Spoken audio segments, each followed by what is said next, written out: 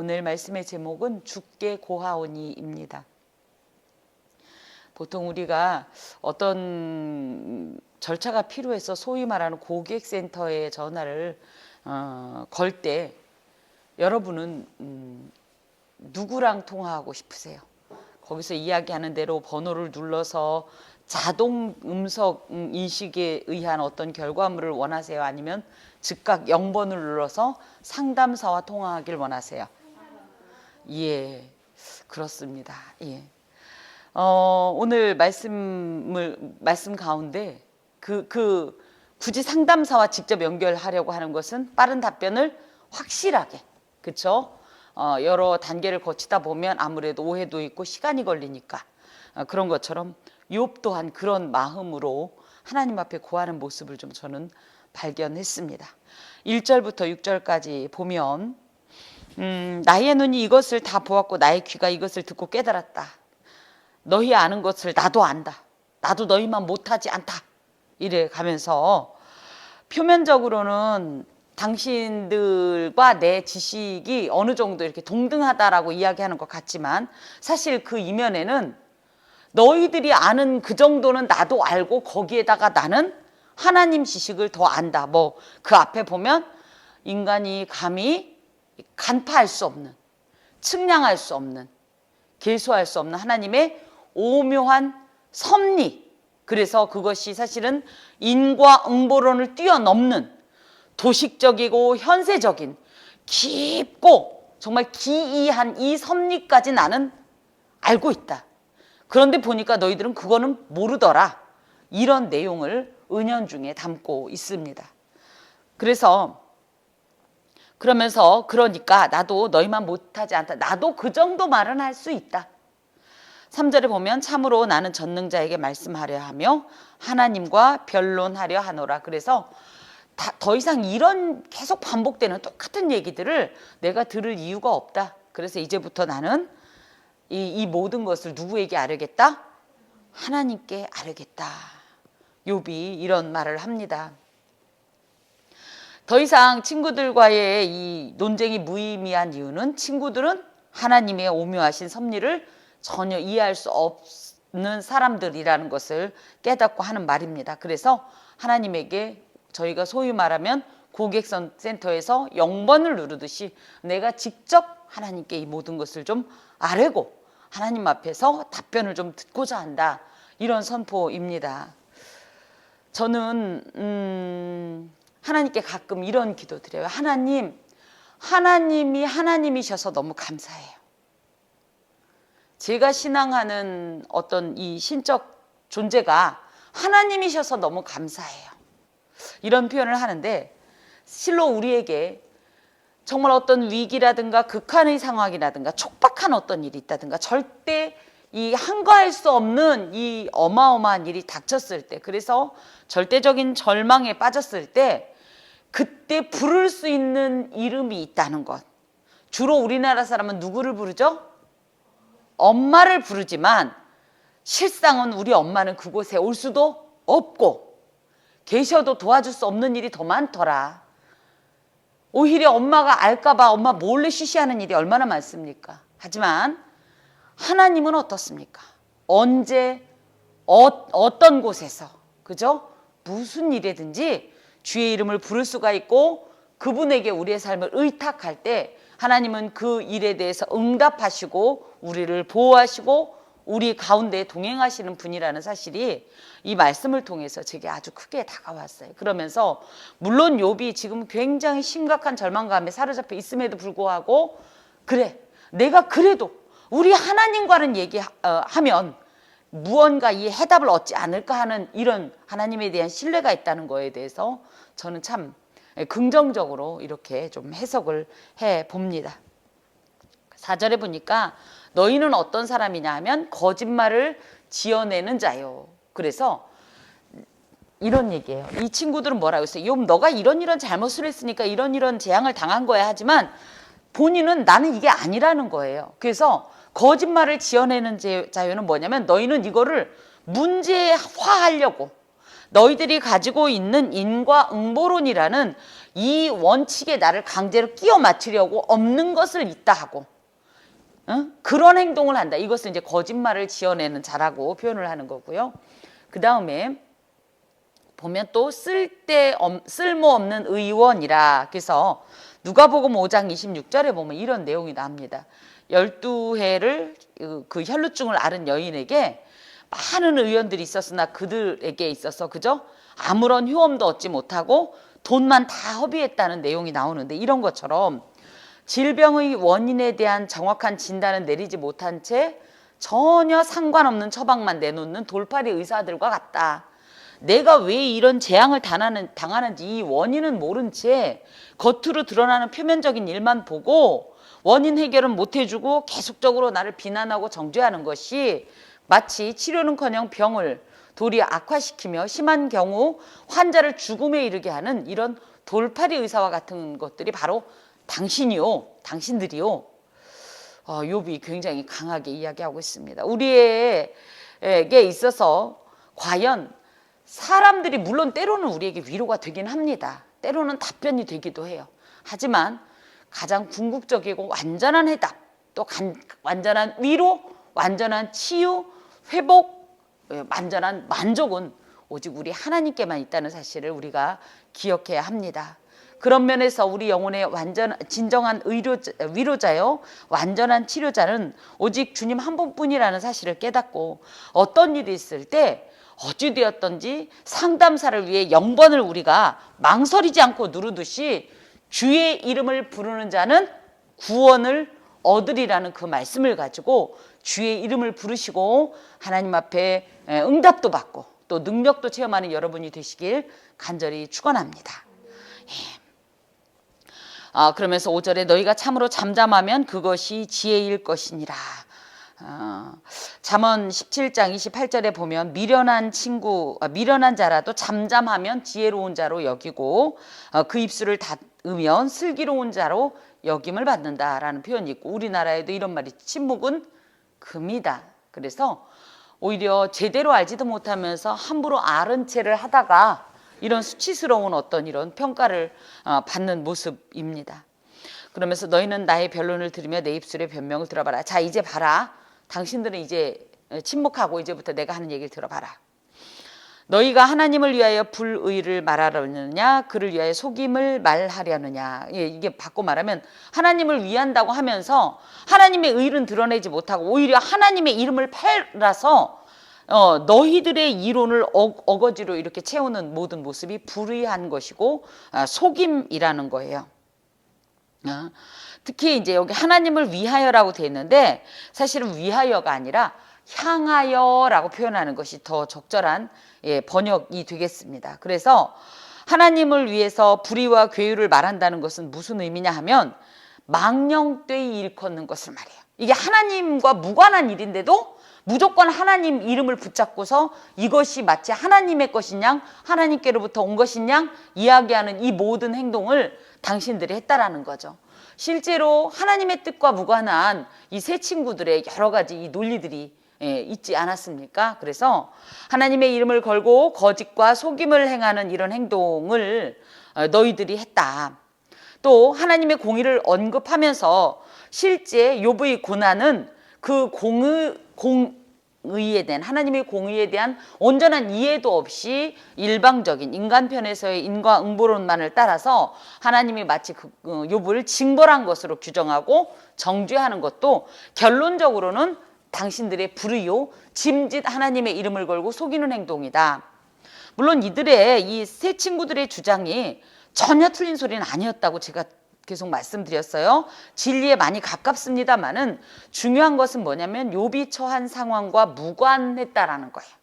진정으로 욥의 그 모든 것을 하나님의 이름으로 내지는 하나님의 어떤 귀한 교훈으로 위로해 주고자 했다면, 격려해 주고자 했다면 이런 어떤 일방적인 원칙의 잣대를 댈 것이 아니라 욥의 어떤 이런 현재의 상태를 같이 불쌍히 여기면서 공감하면서 오히려 함께 이 욥의 어떤 마음을 함께 나누면서, 그러면서 정말 하나님께 함께 이 모든 것을 욥처럼 함께 구할 수 있지는 않았을까?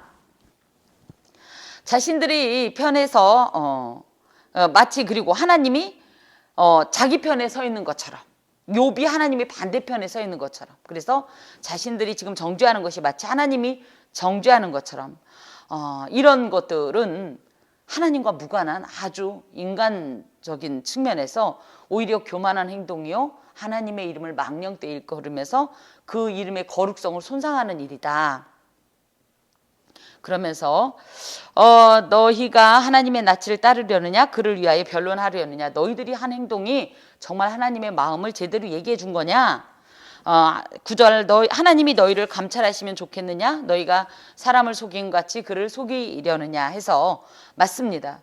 7장 18절 20절 등에 보면 친구들은 스스로 하나님의 대리인이라고 스스로를 생각하고 욥 자신을 고발하면서 이것이 굉장히 하나님 앞에서 칭찬을 얻을 일이라고 기대했을지 모르지만, 오히려 이런 행동들은 하나님 앞에서 하나님의 이름을 망령되이 일컫고 하나님의 뜻과 무관한 행동들을 하나님의 뜻인 것처럼, 하나님을 속이는 것처럼 행동했기 때문에 오히려 하나님 앞에 정죄를 당하거나 신문을 당할 수 있다라는 것을 지금 얘기해요. 또 하나님의 이름까지 빌려가면서 자신을 죄인으로 매도했지만 정작 그런 말들은 하나님의 심판대에 가면 그 말한 그대로 누구에게? 스스로에게, 새 친구들에게 그대로 적용이 될 거다. 특히 여기에서 보면 이런 표현이 있죠. 하나님이 너희를 감찰하시면 좋겠느냐. 여러분, 이 말이 여러분에게 적용될 때는 어떤 느낌이에요? 무서워요. 예. 저희가 저번에도 한번 그런 말씀을 드렸지만, 저희가 억울하거나 이럴 때는 뭐예요? 하나님만이 내 속을 아신다고 이러다가, 그죠? 저희가 하나님 앞에 막상 서보면 우리의 죄과가 너무 심각한 걸 알게 되면 어떻게 해요? 제발 이 부분은 모른 척 해주시길, 하나님이 안 봤으면 좋겠는, 이런 게 인간의 마음이에요. 이 감찰한다는 것은 마치 감시하는 것 같이 감독한다라는 뜻을 갖고 있는데, 말이 그렇지 모든 인간에게 하나님의 눈이 늘 하나님이 지금 당신을 쳐다보고 있습니다 이렇게 얘기하면 누구라도 난 하나님이 쳐다봐도 괜찮아라고 이야기할 수 있는 인간 존재가 없지요. 하물며 이 친구들은 욥에게 그런 거예요. 하나님이 너 보고 계신다, 다 알고 계신다. 거꾸로 너희들도 그런 얘기 들으면 기분이 어떻겠는가, 이렇게 지금 욥이 얘기하고 있습니다. 만일 너희가 몰래 낯을 따를진대 그가 반드시 책망하리니. 그래서 낯을 따른다라는 말은 얼굴을 들어 올린다라는 뜻을 갖고 있대요. 그러면서 편파적으로 행동하거나 누구를 지지하는 것에 이 관용적인 표현이라고 합니다. 그러니까 예를 들어 제가 어떤 집사님을 이렇게 지지한다 그러면 그것에 대한 이 표현으로 고개를 이렇게 들어서 이렇게 이제 일종의 동의의 표현을 하는 것을 말하나 봐요. 그런데 몰래 했다라는 것은 뭐예요? 몰래 했다라는 것은 하나님께 잘 보이기 위해서 자기 마음을 속이면서 자기도 그것에 동의하지 않으면서도 욥을 일방적으로 정죄한 굉장히 이 악하고 이 가증스러운 행동을 지금 욥이 말하고 있습니다. 그런 자들은 하나님께서 반드시 책망할 것이다. 그의 존귀가 너희를 두렵게 하지 않겠으며 그의 두려움이 너희 위에 임하지 않겠느냐. 무슨 얘기예요? 그런 죄를 행했기 때문에 너희도 그 하나님 앞에 서면 두렵고 하나님의 어떠하심 때문에 너희도 떨 수밖에 없는 그런 존재 아니야? 너나 나나 다 같은 존재 아닌가? 그런데 왜 마치 너희들은 나보다 더 위에 있는 사람처럼, 더 의로운 사람처럼, 하나님과 더 가까운 것처럼, 마치 하나님께서 임명하시고 파견하신 하나님의 대리자인 것처럼 나에게 이런 정죄를 행하는가? 지금 욥이 말하고 있습니다. 또 12절에 보니까 너희의 격언은 재 같은 속담이요 너희가 방어하는 것은 토성이라. 그래서 재가 뭐예요? 재. 다 타고서 그 재는 실상은 별 쓸모는 없죠. 누구는 유기물이 많다고 그래서 밭에다 뿌리곤 하곤 하는데, 성경에서 재라는 것은 굉장히 무가치하고 허무한 것을 말합니다. 그러니까 속담이라고 베풀지만 이 속담의 가치가 어떻다는 거예요? 재처럼 아무 효용 가치가 없다는 거예요. 또 방어한다는 것은 적으로부터 공격을 방어한다는 뜻인데, 이 방어를 하기 위해서 뭐를 쌓았냐면 토성을 쌓았다는 거예요. 토성이 뭘까요? 예, 흙으로 빙 둘러 쌓는 거예요. 일반적으로 뭐 돌이나 아니면 뭐 벽돌 등으로 쌓으면 굉장히 견고하겠지만, 흙으로 쌓으면 어때요? 금방 짓는 것 같지만 금방 무너져 버리죠. 사람이 무너뜨리기도 쉽고, 이런 것처럼 당신들이 그간 내게 주었던 그 어떤 권면이나 어떤 지혜의 말이 전혀 나한텐 가치도 없었고, 또 속담처럼 흔하게 듣는 얘기, 나도 뻔히 아는 얘기고, 그리고 더해서 금방금방 바뀔 수 있는, 지금은 이 말이 맞다고 생각할지 모르지만 얼마든지 가변적인 그런 거기 때문에 진리의 축에 낄 수 없다. 과연 성도는 하나님을 위한다는 목적으로 불의한 수단을 정당화해서 마치 하나님의 대리자인 양 자기 자신을 높이면서 이 형제의 죄에 대해서 함부로 지적하고 정죄하는 것은 매우 위험천만한 일입니다. 그래서 신앙인이라는 어떤 이런 이름 자체가 우리에게 그걸로 인해서 완장이 채워져서 우리가 함부로 누군가를 비난하거나 평가할 수 있는 어떤 그런 권리가 주어진 것은 아닙니다. 오히려 진정한 신앙인이라면 정말 그 로마서 말씀처럼 즐거워하는 자들과 함께 즐거워하고 우는 자들과 함께 울면서 함께 주의 뜻을 모색하고, 그리고 그 형제가 실족하지 않게 하기 위하여서 최선을 다해서 그를 하나님의 어떤 이런 손길로 보듬고 품는 게 우선이지, 이렇게 내치는 행동들은 결코 바람직하지 않습니다. 13절, 너희는 잠잠하고 나를 버려두어 말하게 해라. 내가 무슨 말 해도 나한테 이제 더 이상 말 못하게 하지 마라. 그러면서 이런 말을 합니다. 무슨 일이 닥치든지 내가 당하리라. 즉 어떤 위험을 무릅쓰더라도 내가 하나님 앞에 말씀을 드릴 거다. 그러면 그것 때문에 하나님 앞에 내가 어떤 일을 당하더라도 그거 다 내가 당할 테니까 괜히 나를 위하는 척 나를 막지 마라. 이런 말을 정말, 그러면 하나님께서 이 욥이 무슨 말을 했을 때 마음에 안 들면 욥을 죽이실까요? 근데 어떻게 이런 표현을 할까요? 너무 억울해서. 그럴 거예요. 너무 억울해서. 그리고 하나 더는 뭐냐면, 우리 하나님이 설령 내게 어떤 허물이 있다 할지라도 나를 정말 즉각 죽이지는 않으실 거라는 하나님에 대한 어떤 굳은 신뢰가 있지 않나, 확신이 있지 않나, 저는 이렇게까지 좀 생각을 해 보았습니다. 여기 이제 보면 14절에 내가 어찌하여 내 살을 내 이로 물고 내 생명을 내 손에 두겠느냐. 그가 나를 죽이시니 내가 희망이 없노라. 그러나 그의 앞에서 내 행위를 아뢰리라. 아까 했던 이야기 내용들이 계속 같이 나오는 거예요. 내가 설령 하나님께서 나를 죽이신다 할지라도, 내가 죽는 날 죽더라도, 그런 일이 닥칠 때 닥치더라도 내가 하나님께 일단 하고 싶은 얘기는 해야지 속이 후련할 것 같으니까 나를 말리지 마라.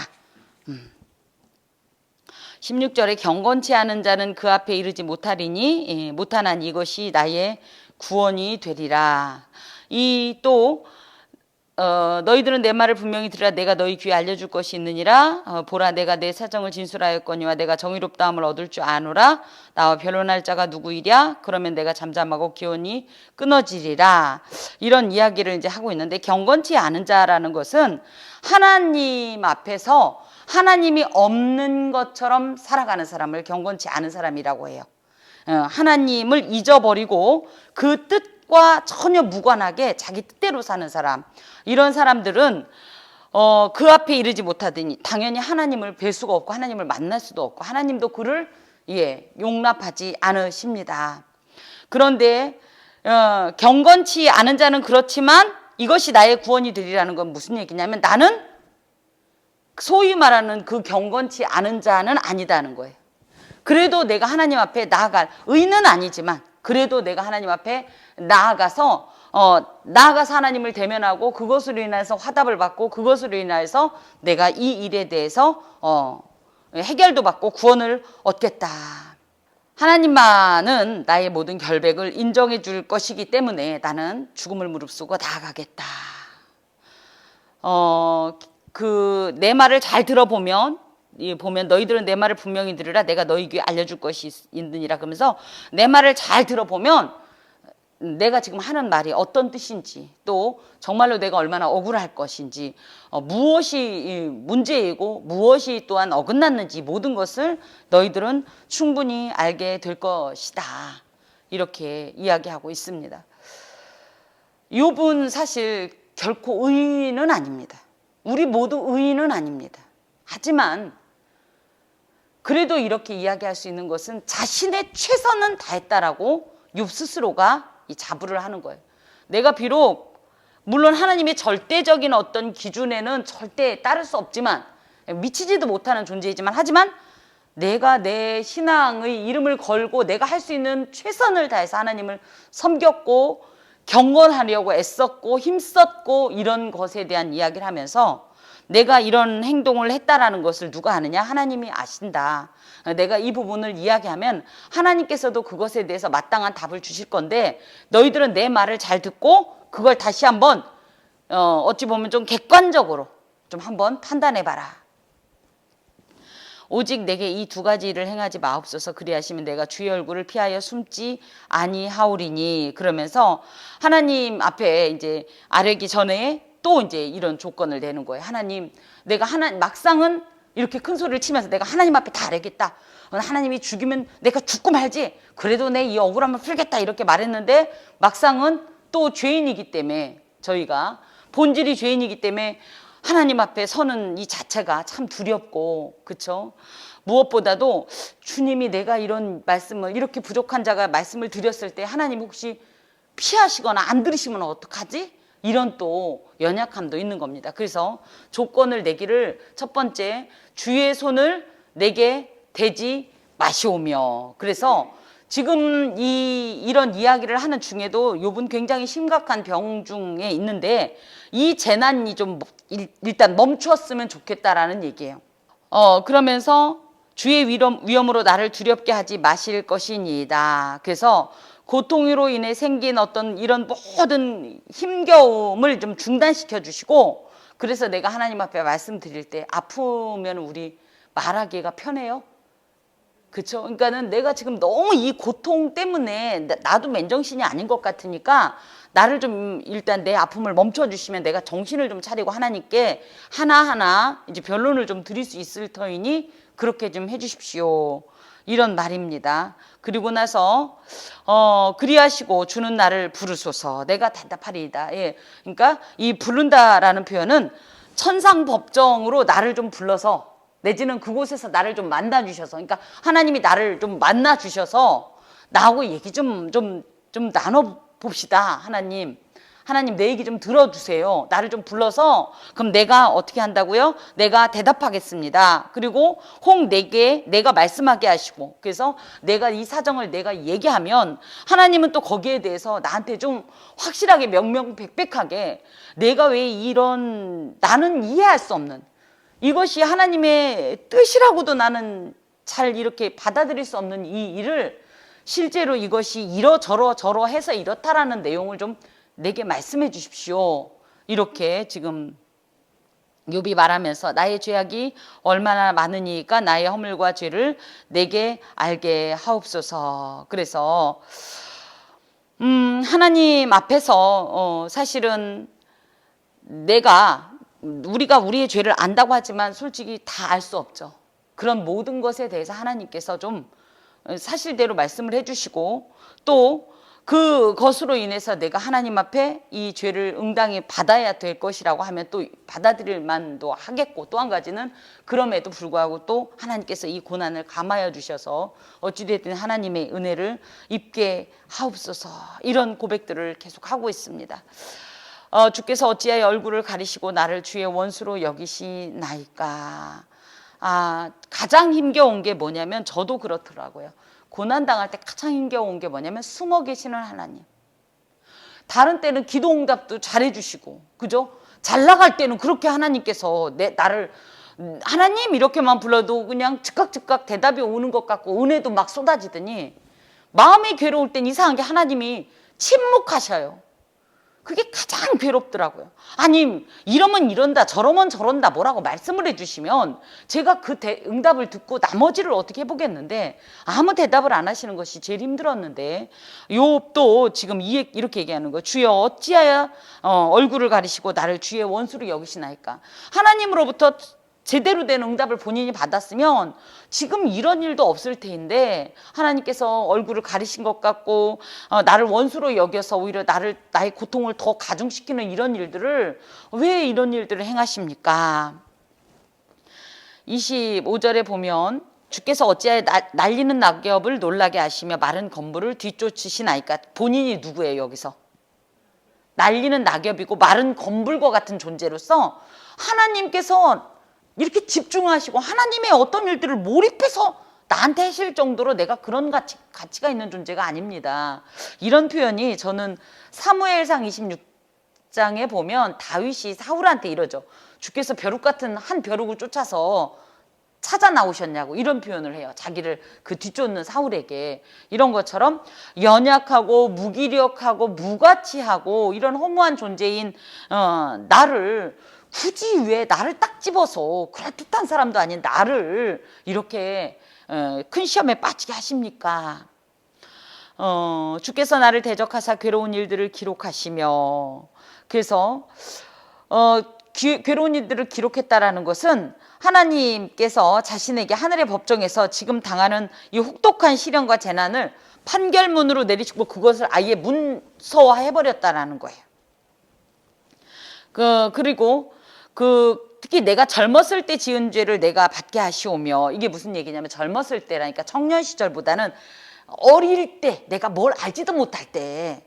어렸을 때는 잘못하는 게 잘못인지도 모르잖아요. 내가 이런 행동을 하는 게 얼마나 큰 문제인지도 모르잖아요. 그럴 때 지었던 죄를 하나님 기억하시고 내게 이러십니까? 그러면서 내 발을 착고에 채우시며 나의 모든 길을 살피사 내 발자취를 점검하시나이다. 저번에도 나온 것처럼 감찰하신다. 침 삼킬 동안도 그냥 두지 않고 권징하시면서 단련하십니까? 이런 표현처럼 하나님께서 끊임없이 자신을 주시하시고 모든 행동거지를 여기 보니까 내 발자취를 내 모든 길을 살피사 이랬는데 모든 행동거지를 낱낱이 파악하여서 죄인으로 딱 규정을 지어버리십니까? 하나님께서 너무 과도하게 내게 이렇게 행하시는 것 아닙니까? 그러면서 나는 썩은 물건의 낡아짐 같으며 좀먹은 의복 같으니이다. 썩어진 물건, 그러니까 뭐예요? 썩은 물건이 심지어 낡아지기까지 한다는 거예요. 자신이 지금 거의 죽어가고 있는 이런 아주 비참한 처지이면서 썩었다, 좀먹은 의복, 옷 좀먹으면 입을 수 있어요? 물건 썩으면 사용할 수 있어요? 이런 것처럼 자신은 지금 하나님 앞에서나 사람 앞에서 무가치한 존재로 완전히 전락한 상태입니다. 이런 표현을 할 때 욥은 어떤 이 음성으로 기도를 하고 있을까요? 저는 거의 짐승같이 우는 소리로 기도하고 있지 않았을까? 이런 표현을 자기 자신에 대해서 하면서 하나님 앞에 이 마음을 표현할 때 정말 짐승같이 울부짖으면서, 그렇다고 소리를 질렀다는 뜻이 아니라 어떻게 할 줄 모르는 이 비탄한 감정 때문에 엉엉 울면서 이런 표현을 하지 않았을까, 전 그런 생각합니다. 어찌 되었든지 욥이 이 13장에 나오는 두드러진 특징은 뭐냐면, 그가는 친구들이 하는 말 속에 혹시 내가 당하는 이 재난의 원인이 있을까, 이 고난의 의미나 이유를 발견할 수 있을까 하면서 그들과 변론하고 논쟁을 했다면, 이제부터는 뭐냐면 그거 아무런 의미 없다 하면서 내가 직접 하나님께 고하겠다라고 이 하나님께 호소하는 길을 선택합니다. 왜 욥은 이렇게 하나님께 직접 고하기로 마음먹은 걸까요? 무죄라는 말을 오해는 하지 마세요. 욥이 무죄하다, 의롭단 말을 제가 지난번에 이제 한번 정의를 내린 것처럼 자기가 정말 티끌 하나 없는 그 정도의 존재라는 것은 아니지만, 이 재난을 받을 만큼의 죄의 어떤 그런 행동은 없었는데 그 정도까지는 아닌 것 같은데, 그러면 이거를 지금 새 친구의 이 당시 현자라고 얘기하는 이 친구들의 말을 들어본 이 친구들도 모르는 것 같은 거예요. 그러면서 이 친구들은 도리어 자꾸 정죄를 하는데, 욥이 생각할 땐 이 모든 것을 가장 완전하게 아시고 계신 분은 하나님뿐이다. 그래서 이 하나님만이 나의 무죄를 인정해 줄 수 있고 입증해 줄 수 있는 분이다라는 이런 신뢰 때문에 다 필요 없고 난 하나님께 직접 구하겠다, 이런 표현을 합니다. 또 한 가지는 이 고난이 어디로부터 왔다는 거예요? 하나님께로부터 왔다는 거예요. 그렇기 때문에 그 원인과 이유가 하나님께 있으니 그 모든 것들도, 이 모든 것을 하나님과 그죠? 이 하나님과의 관계 속에서 매듭 짓는 것이 옳다라고 생각했다는 겁니다. 이처럼 인간의 판단에 연연해하지 않고 하나님께 직접 고백하려고 했던 이런 모습들은 문제의 해결점을 더 이상, 그쵸, 인간적인 관점이 아닌 하나님의 관점과 하나님의 섭리적 측면에서 해결받고자 하는 어떤 이런 신앙의 결단과도 같은 모습으로, 이런 모습 자체가 하나님께서 모든 일의 주관자 되심을 인정하는 태도다 봅니다. 저희는 많이 그런 걸 해요. 어떤 일이 있으면 누구한테 많이 물어봐요?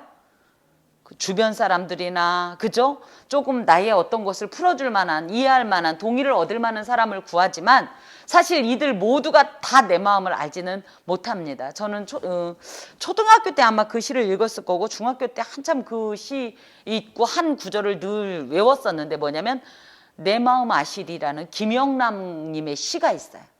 저는 어떤 행동을 했는데 너무 제가 억울할 땐 그 내 마음 아시리라는 표현이 김영랑 님도 아마 크리스찬이었었는지 모르겠으나 그런 어떤 하나님에 대한 어떤 탄원시가 아닐까 이제 이렇게 생각을 했는데, 그야말로 세상 사람들이 아닌 하나님과 이런 어떤 문제를 결판을 보겠다라고 욥이 이런 결단을 한 것은 굉장히 신앙적이라고 봅니다.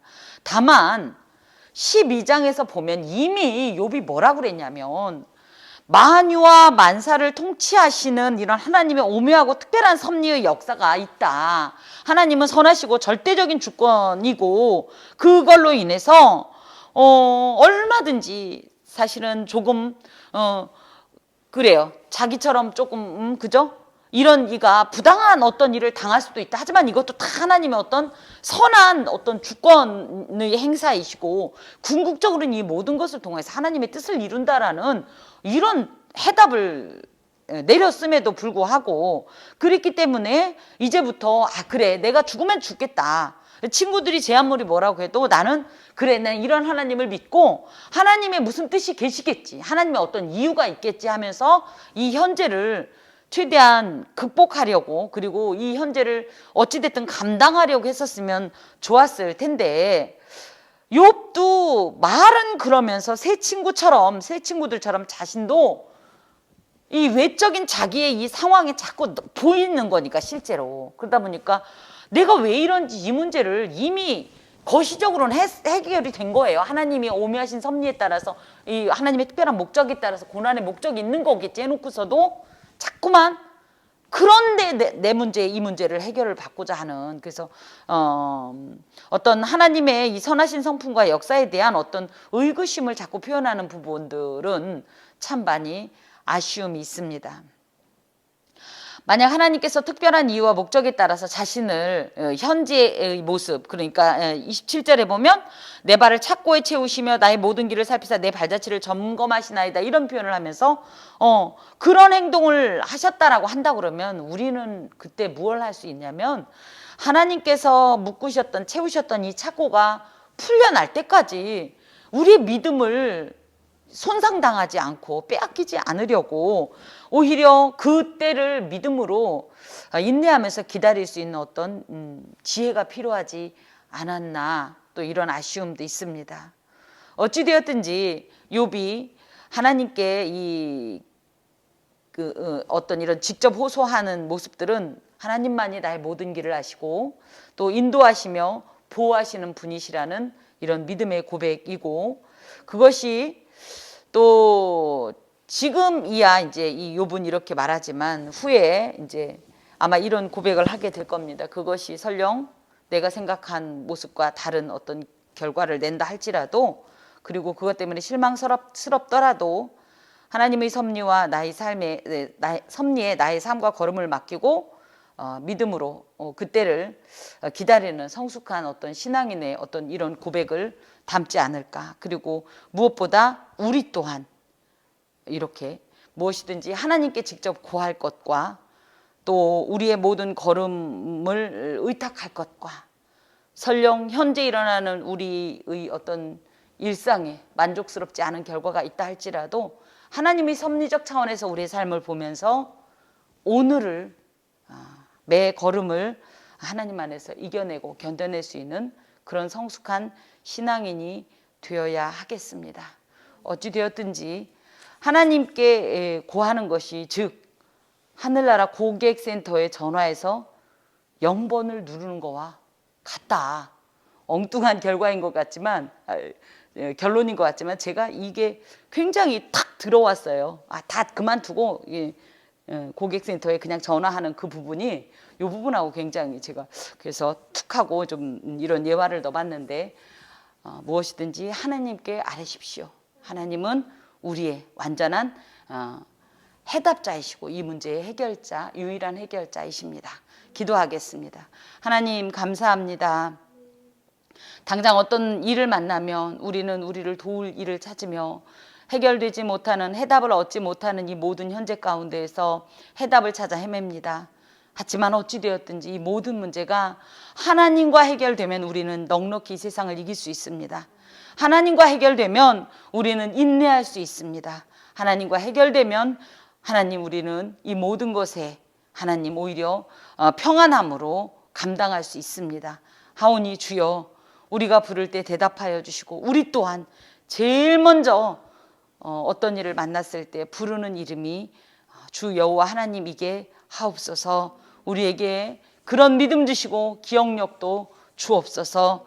예수 그리스도의 이름으로 기도하오며 주 예수 그리스도의 은혜와 하나님의 사랑과 성령의 교통하심이 은총을 입은 함께하는 교회의 모든 권속과 그 삶에 영원히 함께하옵시기를 간절히 축원하옵나이다. 아멘.